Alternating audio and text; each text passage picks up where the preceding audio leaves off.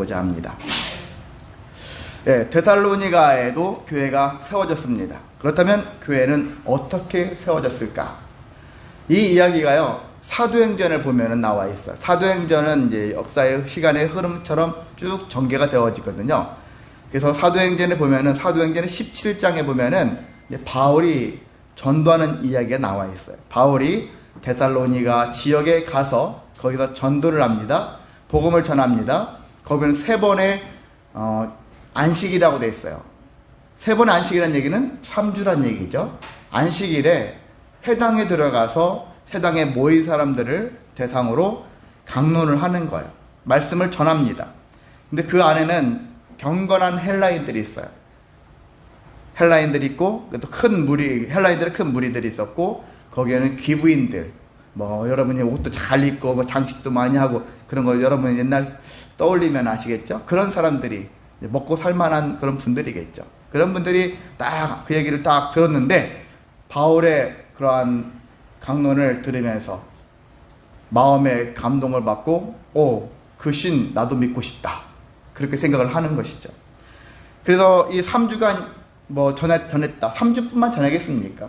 해당에서만 전했겠습니까? 그 외에도 여러 곳에서 다니면서 전했겠죠. 안식일 되어지면 안식일에는 해당의 사람들이 많이 모이니까 이곳에서 복음을 전했겠죠. 그리고 바울은 당시에 야손이라는 사람이 있는데, 누군지는 잘 모르겠지만 이 야손이라는 사람의 집을 기점으로 해가지고 복음을 전했어요. 그래서 사람들이 궁금하면 누구에게 오겠습니까? 바울에게 오겠죠? 그럼 누구의 집이요? 야손이라는 사람의 집이 바로 뭐가 됐을까요? 교회가 됐던 것이에요. 그래서 오늘날 가끔 여기저기 이렇게 세미나 같은 거 보면은 가정교회 그런 얘기 많이 하거든요. 가정교회. 그래서 가정교회가 초대교회 롤모델이다 라고 하는데, 근데 그럴 수밖에 없죠. 해당 말고는 사실 모임 장소가 마땅치 않아요. 그리고 어떤 사람의 성도의 집이 오픈이 되어지면서 사람들이 모여서 거기에서 말씀이 전해지고, 그래서 거기가 교회가 되어지고, 그래서 나중에 감당 못하면 별도로 건물이 세워질 수도 있겠죠. 그래서 출발이 가정교회에서 출발하게 된다는 것입니다. 그래서 저는 그 생각 들어요. 가정교회가 롤모델이라고 한다 하지만 모든 교회가 지금 다 가정교회로 할 수 있는 건 아니에요. 출발이 옛날에 피치 못할 사정에 의해서 그렇게 출발을 했겠지만, 근데 오늘도 사실 가장 좋은 방법은 가정교회 형태로 시작하는 거. 여러분이 전도를 어떻게 합니까? 나가서 팻말을 들고서 예수 전당 부신지역 하면은 사람들이 예수 믿어야 되겠다 할까요? 잘 안 합니다. 옛날에는 가끔 거기에 움직이는 사람들이 있어요. 마음이 동한 사람들이 있는데, 오늘날에는 길거리 나가면 저것들 뭐야, 요걸 바가지로 넘어가요. 기독교인들 하면 더 막 학을 띄우는 사람들이 늘어났어요. 그래도 예전과 같지 않는 그런 현실에, 옛날에는 저 어릴 적에 70년대 80년대에 교회 다녔을 때는 교회는 천막만 쳐놔도 사람들이 바글바글 했어요. 길거리 어디다가 천막, 큰 분용 텐트 이런 것만 쳐놔도 동네 사람들이 싹 모였어요. 어린 나이에 언어할 데 없이. 지금은 교회를 아무리 아름답게 꾸며놔도 안 가요. 특히 지하교회는 더 안 가요. 그런 현실이 됐어요. 교회를 아무리 멋있게 해놔도 그렇게 가지 않았어요. 요즘 가지 않습니다. 자, 이러한 현실에, 당시에는 그러한 관점에서 사람들이 호기심도 있었고, 그리고 진리에 대한 갈급함을 가진 사람들도 있었고, 여러 가지 사람들이 이렇게 믿음에 대한 바울의 가르침에 마음이 감동되어져서 그렇게 함께 예배를 했던 것을 볼 수가 있는 것입니다. 자, 그렇게 되어졌는데 항상 좋은 일에는 좋은 것만 있는 건 아니죠. 좋은 일에는 꼭 악재처럼 막아 끼는 것이죠. 여러분이 그래서 늘 좋은 일이 막 발생했을 때 무엇을 준비합니까? 나쁜 일이 생겨질 것을 대비할 줄도 알아야 되는 거예요. 이 좋은 것이 계속 끝까지 간다고 볼 수 없는 거예요. 사업을 하시더라도 이 사업이 죽을 때까지 잘 되라는 보장이 없어요. 여러분의 건강도 지금 건강하니까 죽을 때까지 건강하라는 보장이 없는 거예요. 자, 그래서 이곳 사람들이 많이 모이고 바울을 지지하면서 바울의 말씀에 귀를 기울이고 그래서 막 성장하고 있는 가운데, 그러면 그럴수록 바울은 위협을 당합니다. 위협을 당해요. 누구한테? 같은 동족인 유대인들, 아직 예수를 믿지 않고 구약의 하나님을 믿는 자들이 바울을 이단으로 취급하는 거예요. 그리고 바울을 전에부터 아주 바울은 악명 높은, 그들 입장에서 악명 높은 사람이었어. 어떤 사람이냐? 2장에 보면은 그 사람은 그게 사도행전 17장에 보면은요, 거기 무슨 얘기 나오냐면은 세상을 혼란스럽게 하는 자다. 혼란스럽게 하는 자. 저자가 나타나가지고 지금까지 잘 체계적으로 와가지고 우리가 그 체계 안에 녹아져서 살았는데, 바울이라는 자자가 딱 나타나가지고 지금 우리의 모든 시스템이 다 엉망진창이 됐어요. 자기들 입장에서는 혼란스러운 거죠. 기득권이 그래서 싫어하는 거예요. 기득권자들이 새로운 자가 나타나가지고 자기들의 기득권의 체계가 무너지는 것을 싫어하거든요. 그래서 이 유대인들이 바울을 시기합니다. 그래서 바울을 잡으러 다녀요. 왜 잡으려고 하죠? 죽이고 싶어서. 야, 바울을 잡자. 이 잡듯이 막 뒤지자 해가지고 막 해요. 자, 그런 소문을 사람들이 듣고, 교인들이 듣고 어떻게 했을까요? 바울을 빼돌려요. 빼돌리는데 밤에 급히 교인들이 빼돌려서 이 데살로니가 지역에서 빼돌려서 어디로 보내냐? 베레아라는 곳으로 보내요. 사도행전 17장에 보면 베레아라는 지역이 나오는데, 베레아 사람들이 되게 믿음이 좋은 사람들이 거기 많아요. 성경을 보면은 그냥 만약 목회자가 설교를 하잖아요. 그런가 보다. 뭐 좋은 말씀이네. 이렇게만 하고 끝나는 사람들이 아니었어요. 이 사람들은 정말 그 말씀이 맞나? 해가지고 그 말씀을 묵상해보고 또 묵상하고 하면서 그 말씀을 묵상하면서 정말 자기 것으로 하고 신앙의 체계를 세워갔던 사람들이에요. 여러분도 이런 사람이 되셔야 됩니다. 그냥 한 길을 듣고 한 길을 흘러버리고 그런가 보다 뭐 이렇게 생각하면 안 돼요. 그것이 신앙도 체계가 있어야 되는 거예요. 하나님을 중심으로 여러분 삶의 체계를 세워 나가야지, 그 체계 안에서 여러분 잘 움직여야지 여러분이 안전하고 건강하고 충만하고 승리하며 또 자유하며 소망하며 살아갈 수 있거든요. 우리가 왜 신앙생활을 몇십 년 해도 내 삶에 여러 가지 힘든 일들이 계속 있을까? 힘든 일이 있어요. 근데 그것에 대하여 보여지는 우리의 반응이 왜 사람마다 천차만별이 있을까? 말씀대로 못 살기 때문에, 하나님의 주신 체계대로 우리가 살지 못했기 때문에. 하나님 말씀은 다 좋죠. 근데 하나님 말씀도 체계가 있는 거예요. 순서가 있는 거예요. 더 중요한 것과 덜 중요한 것과 별로 안 중요한 게 별로 중요한 것, 이런 것 같은 것처럼 체계가 있는 거죠. 서로가 두 개가 딱 만나면 더 중요한 것을 중심으로 해야 하는 것입니다. 그런 것 같이 살아야 하는 것이거든요. 근데 이런 것들이 안 되면은 이것도 좋고 저것도 좋고 이것도 다 소중합니다. 그래서 이러지도 저러지도 못하고 그냥 분별 없이 일을 그르칠 때가 많다라는 거거든요.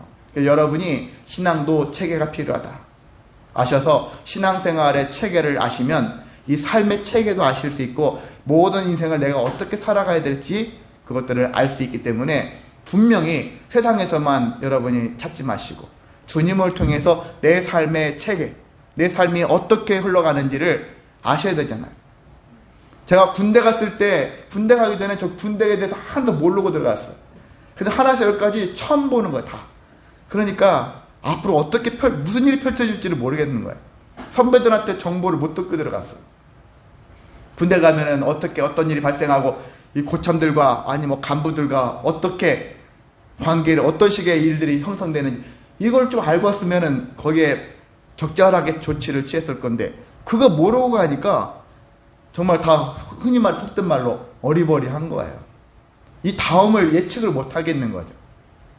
여러분도 마찬가지거든요. 우리 인생은요, 신앙생활을 빼고서 살아갈 수는 있어요. 그런데 그 삶은 뻔할 뻔짜야. 망하는 삶이거든요. 멸망에게, 하나님의 입장에서, 관점에서 멸망받는 사람들의 삶이고, 근데 우리가 신앙생활을 할지라도 이 신앙생활을 어떻게 할 거냐, 어떤 관점에서 할 거냐, 이것도 매우 중요하거든요. 그런 것들을 하시길 원합니다. 마침 여러분은 제가 다른 목사님들을 비해서는 이런 것들을 되게 중요하게 여기는 사람이라서 여러분에게 어떤 체계를 세우는 데 있어서 가장 더 중요한 게 무엇인가를 여러분한테 계속 얘기를 하고 있지 않습니까? 그것들을 틈틈이 들으셔서 나름대로 체계를 세우셔야 돼요. 내가 가정에서는 어떤 것이 더 중요하고, 학교에서는 무엇이 더 중요하고, 교회에서는 교회 생활은 뭐, 이 사회 나갔을 때 후에 내 인생은 어떻게 흘러갈 것인가를 여러분이 미리 예측하시면서 살아가시면은 삶의 불안과 두려움이 많이 제거될 거예요. 순간순간 불안과 두려움이 오죠. 그런데 그것들이 점점 다 낮아지고 나의 확신이 더 들 수 있는 삶을 살아갈 수 있습니다. 그것들은 하루아침이 되는 게 아니에요. 학교 공부는 짧은 시간 동안에 막 집중적으로 노력하면 어떤 결과가 나와요. 근데 신앙의 여정은 사실 쉽게 나오지 않아요. 여러분이 어릴 적부터 할지라도 신앙의 열매가 50대 때, 60대 때 나올 수도 있어요. 그러니까 열매가 안 생기니까 지금 뭐야 하면서 하나님을 부정할 수도 있어요. 그런데 여러분이 끝까지 인내하면서 계속 하다 보면은 어느 순간부터는 나무가 있잖아요. 나무마다 열매가 맺는 시기가 다른 거 알죠? 포도나무는 1년생 가지에서 1년생 딱 그날 그 해 딱 가지가 나오죠. 그 가지에서 열매가 맺히기 시작하고, 다른 나무들 같은 경우도 뭐 사과나무, 감나무 다 2년생, 3년생 이렇게 있잖아요. 연수가 달라요. 때가 되어지면은 거기서 주렁주렁 열매가 막 맺히는 거예요. 죽순도 아시잖아요. 죽순이 나오기까지 땅속에서 오랜 시간 있잖아요. 마치 우리는 그래요. 군뱅이도 매미가 되기까지 정말 오랜 시간 땅속에서 아니면 깊은 몇 년의 시간을 보내면서 나와서 자기의 왕성한 전성기를 보내지 않습니까? 그런 것과 같이 우리의 인생도 마찬가지예요. 당장 한두 해를 가지고서 어떠한 열매를 바르려고 하는 인생이 아니라 장기 계획을 세워서 내 인생의 장기 계획 세워가지고 주님과 동행하면서 하나님이 주신 그 선물이 가장 큰 선물이니까 그것들을 기대하면서 하루하루를 살아가시기를 주님의 이름으로 소망합니다. 자, 반면에 유대인들은 어떤 인생 살았습니까? 남이 잘 되는 걸 못 봐요. 지들이 잘 되놨습니다. 지들은 지금까지 잘 살아왔잖아. 그러면 다른 사람 잘 사는 것도 지켜봐줘야 되는데, 이 바울을 시기한 사람들, 시기하는 사람, 시기는 정말 무서운 거예요. 여러분도 삶 속에서 불쑥불쑥 찾아오는 게 있죠. 내가 같이 공부했던 사람이 나보다 공부를 더 잘해. 나랑 같이 사업했던 사람이 있는데 같은 비슷한 종류의 업종인데 저 사람이 사업이 더 잘 돼. 당연히 시기가 들어요. 좀 망했으면 이런 마음이 들어요. 목회자들도 그럴 수 있어요. 같은 동기인데 저 교회는 막 부흥되는데 우리 교회는 맨날 답보 상태야. 그러면 시기하는 마음이 생길 수도 있어요. 사람이니까 생길 수가 있어. 근데 그런 마음을 가지면은 불행한 일이 발생합니다. 본인부터가 망해. 시기심은 사람을 죽게 만들거든요. 본인도 죽고 그 시기심이 다른 사람도 죽게 만들다. 그리고 무엇보다 진리의 말씀을 듣지 못하게 합니다. 유대인들이 바울을 죽이려고 하다 보니까 바울이 아무리 복음을 선포해도 듣지 않아요. 시기심이 더 커버려요. 시기심이 복음을 막아버려요. 그 시기심이 강한 사람들의 특징은 외식을 좋아해요. 바깥에서 외식이 아니라 외식한다. 그리고 뭐죠? 위선을 떨어요. 위선 떠는 행위를 많이 해요. 사람들 앞에서는 그럴싸하게 하는데 뒤에서는 온갖 협작군 같은 그런 마음을 가지고 모사를 꾸미려고 해요. 안 좋은 짓을 하려고 하는 그런 계획을 세우는 것이 이들의 특징이기도 합니다. 우리는 그렇게 살지 말자는 거예요. 그래서 오늘날 우리가 뭐 이단을 가지고서 용납하자 그런 뜻은 아니고, 그 무엇인가 여러분 삶 속에서 어떤 사람들과 관계 속에서 시기하는 마음을 여러분 제거하시기를 원합니다. 그런 마음을 가지면 불행해져. 내 자신부터 불행해진다. 시기심은, 온갖 시기심은 다 제거하시기를 원합니다. 자, 이런 가운데 우리가 이 데살로니가 교회, 바울이 편지를 썼잖아요. 전서를 썼고 후서를 썼어요. 저도 2번 이상은 이 데살로니가 교회에다가 편지를 썼다는 얘기거든요. 자, 이 전서의 내용이 왜 썼을까? 바울은 이 교회에다가 편지를 왜 했을까? 그 내용을 본다면은 크게 너희가 내가 떠나간 뒤로 데살로니가 있었지만은 얼마 못 있고 떠난 거예요. 막 아까 압박을 받았잖아요. 죽음의 압박을 받고 떠났잖아요. 떠났는데 바울이 떠나고 나면은 교회가 왕창 무너졌을 뻔했잖아요. 그런 느낌이 들지 않습니까? 제일 교회 우두머리가 될 수 있는 즉 바울이 도망가듯이 떠나버렸으니까 나머지 교회들은 이게 뭐지? 하고서 교회가 문 닫을 수도 있는 상황이에요. 왜냐하면 계속 유대인들이 핍박하거든, 압박을 가하거든. 그런 가운데, 그런데 교회가 그 온갖 핍박을 이겨냈다라는 거예요. 바울이 지금 함께하지 않음에도 불구하고 이들이 복음을 들은 이들이 복음을 통해서 이겨냈다라는 거죠. 여러분도 이겨내시길 원합니다. 여러분의 주변에 어떤 사람들이 여러분을 힘들게 할 거예요. 괴롭힐 거예요. 그럼에도 그냥 포기해. 그냥 굴복하자. 그냥 없던 걸로 옛날처럼 살자. 이렇게 하지 않았던 거예요. 다시 일깨워서. 그래서 아니야. 다시 우리가 견뎌야 돼. 버텨야 돼. 이런 마음을 가지고 했던 것에 대하여 바울이 참 감사를 느끼는 거죠. 너희들이 참 모든 것들을 잘 감내했다. 그렇게 하면서 그들을 격려하게 한 이야기 하는 것이죠. 칭찬하는 것이죠. 참 잘 하셨습니다. 이렇게 하는 것이죠. 또 한 가지는요, 사실 데살로니가 전후서는 어떤 것에 대한 이야기냐, 교리적인 이야기로 친다면은 종말론 얘기예요. 시한부적인 종말론. 자, 주님이 다시 오신대요. 주님이 곧 오신대요. 부활하신 주님이 다시 곧 오신다는데, 여러분, 지금, 여러분 삶이 중요합니까? 다시 오실 주님 맞이하셔야 되죠? 농사 필요 없어요. 곧 오시는데 농사를 왜 져요? 어떤 사람들이 막 그런 얘기 들려지면은 무슨 생각이 듭니까? 이 삶이 아니죠. 여기는 막 시험 준비하고 자격증 따야 되는데 필요 없어요. 그러면 주님 오시니까 자격증 준비도 할 필요도 없고, 대학 갈 준비도 할 필요도 없고, 취업할 준비도 필요 없고, 다 필요 없는 거잖아요, 지금. 주님이 다시 오신다는데. 근데 이런 종말론적인, 시한부 종말론적인 이런 것들이 갑자기 교회에 싹 퍼지면서 사람들이 일손을 놓는 거예요. 생업을 포기하고 오실 주님을 생각하는 것. 오실 주님을 생각하는 건 좋죠. 그런데 잘못된 방식의 행동을 취하는 것이죠. 그래서 바울이 곧 오신다라는 주님의 그 의미와, 그리고 너희들은 그것이 중요하지 않다라는 것. 이후에 계속 이제 말씀이 나오니까. 자, 오늘은 첫 번째에 대해서 바울이 너희들이 핍박이 있음에도 불구하고 내 귀에 소문이 들려. 무슨 소문? 너희들 교회가 나뿐만이 아니라 주변에 있는 사방의 모든 교회들한테 각처에 소문난 교회가 됐어. 이 이야기를 하는 거예요. 그래서 소문난 교회 이야기를 하려고 합니다. 자, 먼저 데살로니가 교회가 세워진 그러한 과정, 이유 얘기하겠죠. 이건 데살로니가 교회뿐만이 아니라 모든 교회들하고도 포함될 수 있는 것들인데, 일단 세 가지로 보겠습니다. 그것은 먼저 데살로니가 그들은 먼저 우상을 버렸다라는 거예요. 여러분, 우상 버리는 거 쉬운 일이 아닙니다. 그거 버리면 되지 뭐. 쉽게 여러분 가지고 있는 거 종이 막 그냥 휴지통에다 버리는 것처럼 쉽게 버릴 수 있는 게 아니에요. 왜냐하면 우상은 일종의 문화처럼 녹아져 있기 때문에. 여러분 태어나면서 한국에 살면 한국에 있는 수많은 우상의 문화가 있거든요. 그 우상의 문화에 나도 모르게 젖어서 살아온 거예요. 이게 우상이었어? 라고 생각이 들 정도로 그게 녹아져서 우리가 우상 숭배를 하면서 살아오고 있었다는 얘기입니다. 근데 그들도 그랬을 거예요. 그런데 복음을 들으면서 그 우상, 자기들이 섬겼던 우상을 버리기로 작정을 한 것입니다. 그래서 여러분도 마찬가지거든요.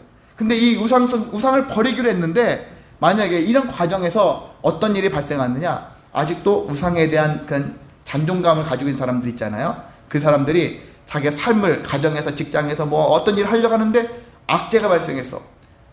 내가 하필이면 예수님을 믿기 시작한 그때부터 내 자녀가 아프기 시작해. 아니면 사업이 막 망해. 그러면 무슨 생각이 들습니까? 예수 믿어서 재수 온 붙었어. 야, 다시 원래대로 돌아가자. 예수를 버릴 수가 있는 거예요. 다시 우상으로 돌아갈 수 있거든요. 근데 그런 사람도 분명히 있을 겁니다. 근데 여기 데살로니가 교회로 존재했던 사람들은 그럼에도 그런 일이 있었음에도 불구하고 아니야. 우상 탓이 아니야. 우상을 버렸기 때문에 생긴 일이 아니야. 예수를 믿는 과정이야. 이런 마음을 가지고서 계속 예수를 믿었다라는 것입니다. 여러분도 예수 믿어서 좋은 거 못 봤어요. 그런 일이 생길 수 있어요. 그런데 그것이 잠시 잠깐이에요. 결과적으로는 인생 전체로 치면은 여러분은 예수 믿은 것이 내가 참 잘한 일이다 라는 고백이 분명히 존재할 것입니다. 자, 두 번째로 그들은요 하나님께로 돌아왔다는 거예요. 하나님께 돌아왔다는 얘기는 우상을 버리고 누구에게 가요? 그 빈자리를 하나님 것으로 채우는 것이죠. 하나님께 돌아왔다는 얘기는 하나님이 나의 주인이십니다 라는 것을 고백하는 거거든요. 주인을 바꾼 거예요. 주인 바꾸는 거 쉽지 않습니다. 우상을 버리는 것까지는 가능한데 거기다 하나님을 갑자기 주인을 확 바꿨다? 그게 쉽지 않아요. 근데 그럼에도 주인을 바꾸는 삶, 하나님을 나의 주인으로 여러분이 바꾸시기를 소망합니다. 그리고 그들은 기다렸어요. 기다릴 줄 아는 사람이 됐어요. 근데 무엇을 기다렸을까? 자기가 한 일에 대해서 내가 열심히 공부하면 공부한 것에 대한 결과, 열심히 일하면 일한 것에 대한 대가가 뭐예요? 돈이죠. 내가 열심히 운동하면 건강이 올 것이, 이런 기대를 가지고서 사람들은 막 하죠. 이것을 기다리죠. 그 열매가 맺히기를. 근데 데살로니가 교회 교인들의 기다림은 그런 기다림이 아니었어요. 무엇이었습니까? 예수님이 다시 오실 거야. 다시 오실 거라는. 10절에 써 있죠. 10절에 너희가 어떻게 기다리는지. 누가요? 누구를? 다시 살리신, 하나님이 다시 살리신 그의 아들. 하늘로부터 강림하신다. 강림하신다. 내려오신다는 얘기거든요. 재림하신다. 다시 오신다. 제자가 다시라는 뜻이니까. 다시 오신다. 예수님은 비공식적인 것은 수시로 시공간을 초월하면서 오셔요. 지금도 수시로 오십니다. 예수님 당시에 여기 복음서 당시에 떠나신 걸로 끝나는 게 아니라 지금도 수시로 오갔습니다. 비공식적으로는, 공식적으로는 다시 오시는 날이, 그때가 한마디로 모든 게 다 정리되어지고 천국과 지옥으로 나눠지는 그때가 주님 다시 오실 때라는 얘기예요. 자, 그것들을 기다리는 것. 이 데살로니가 교인들이 그때를 기다리면서 왜 기다리느냐? 여러분이 어떤 지금 하나하나 뭔가 하고 있잖아요. 이 한 것에 대한 결과가 분명히 올 거야 했는데, 때로는 내가 착한 일을 할 수 있어. 남을 섬기고 도와주는 일을 하고 있어. 저 사람이 잘 되기를, 저 사람이 변화되기를 했는데 그게 마음대로 되지 않을 때가 있단 말이죠. 목회자가 늘 고민스러운 이유가 그거예요. 성도들을 향해서 나름대로 막 힘을 쏟았다겠는데 성도들의 변화가 없어요. 성장도 안 하는 것 같아. 변하긴 변하는데 여전히 쓴뿌리 같은 그런 것들이 그 사람에게 존재해. 아, 저게 확 빠졌으면 얼마나 좋을까. 이렇게 돼야 되는데 안 되거든요. 사람 일이 쉽지 않습니다. 여러분도 부모 입장에서 자식 키울 때 자식이 내가 원하는 대로 안 클 때가 많거든요. 그럴 때 어떻게 합니까? 그럴 때는 저 자식이 잘 되기를 기다리기도 해야 되지만 주님 다시 오시기를 기다리라는 거예요. 왜 그러냐면은 주님이 다시 오시는 것은 뭘 의미하냐면은 나는 내가 한 만큼, 그리고 한 만큼도 안 될 정도로 일이 되어져요. 한 만큼도 되기도 하거든요. 또한 한 만큼 결과가 썩 좋지 않을 때가 있을 수 있어요. 그럼에도 주님이 다시 오시면 모든 게 완벽해진다. 모든 것들이 다 완벽하게 완전해진다. 그러니까 우리가 기대할 것은 주님이 오시면 모든 문제가 다 해결된다. 근데 주님이 오시지 않으면 내가 하는 일이 일부는 해결될 수 있어요. 근데 완전히 해결되지 않으니까, 온전히 해결되지 않으니까 여전히 인생의 과제를 가지고 살아가는 사람처럼 마음에 근심도 있고 걱정도 있고 불안도 있는 거예요. 근데 주님이 오시면 더 이상 걱정, 근심, 불안, 염려할 것이 하나도 없다는 것이죠. 그래서 성도의 기다림은 주님의 다시 오심이에요. 주님이 다시 오시는 것을 여러분이 기다렸을 때 지금 주님이 오시면 다 해결될 거야. 이렇게 넉넉하게 여러분이 마음을 품을 수가 있는 것입니다. 그런 삶을 살아내시기를 원합니다. 자, 데살로니가 교회는 이게 소문난 교회가 됐다고 했잖아요. 그러면 어떤 것에 대한 소문을 얘기하고 있을까? 2절과 3절에, 특히 3절에 세 가지로 바울이 얘기하고 있어요. 짧게 얘기하겠습니다. 첫 번째는 믿음의 역사가 있었다고 했어요. 믿음의 역사. 믿음의 역사라는 얘기인데 여러분이 학교에서 배우는 국사, 역사 이런 옛날 그런 얘기를 하기보다는 역사라는 얘기는 일을 얘기해요. 사역, 어떤 일. 그래서 믿음으로 행하는 일을 얘기하고 있어요. 믿음으로 이들이 행하더라. 행함이 없는 믿음은 무슨 믿음이요? 죽은 믿음이라고 했잖아요. 근데 데살로니가 교인들은 그냥 관념적으로만, 의식적으로만, 생각으로만 믿고, 그런 분이 있었어? 그분을 믿어야지. 이렇게만 했던 사람이 아니에요. 이것을 행위로 드러낸 사람들이라는 얘기입니다. 근데 여러분, 믿음의 행위 중에 가장 큰 일이 뭘까요?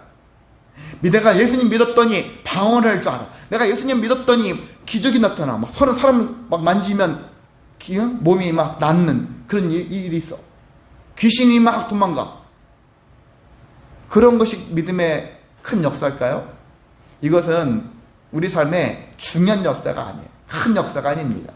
무슨 역사요? 삶이 변화되는 거예요. 예수님을 믿었더니 내 삶의 태도와 가치관과 우선순위 이런 게 점점 바뀌어지는 거예요.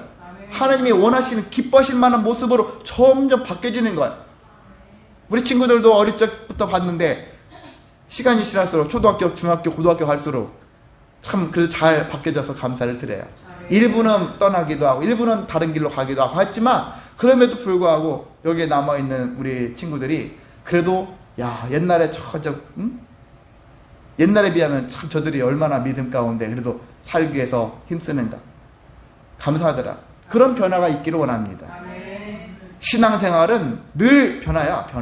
신앙생활은 변화되지 않으면 신앙생활을 제대로 하지 않은 거야. 그런 마음을 여러분이 품으시기 원합니다. 나를 돌아보세요. 내가 전보다 더 선하게 의롭게 지혜롭게 바뀌어지고 있는가? 주님과 동행하며 살고 있는가?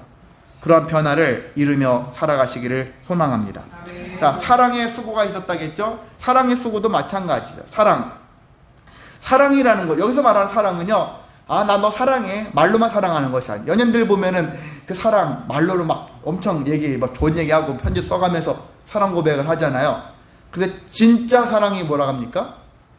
진짜 사랑은 고통이 따르는 거예요. 고통. 물론 헤어질 때 보면 서로 우리 헤어져 하면 엄청 막 헤어진 것에 대한 고통 나누느라고 눈물 바가지를 쏟겠죠. 그런데 그런 고통 말고요. 그 사람을 정말 죽기까지 사랑하는 그런 거 있잖아요. 이 고통을 당하면서도 그를 사랑하는 마음. 그런 마음들이 있어야 한다는 얘기죠. 그래서 이런 사랑인데 이 사랑의 수고. 이 수고라는 것은 고통의 값을 지불한다는 의미를 가지고 있습니다. 그래서 사랑은 고통이 따른다. 최고의 사랑의 수고가 뭐예요?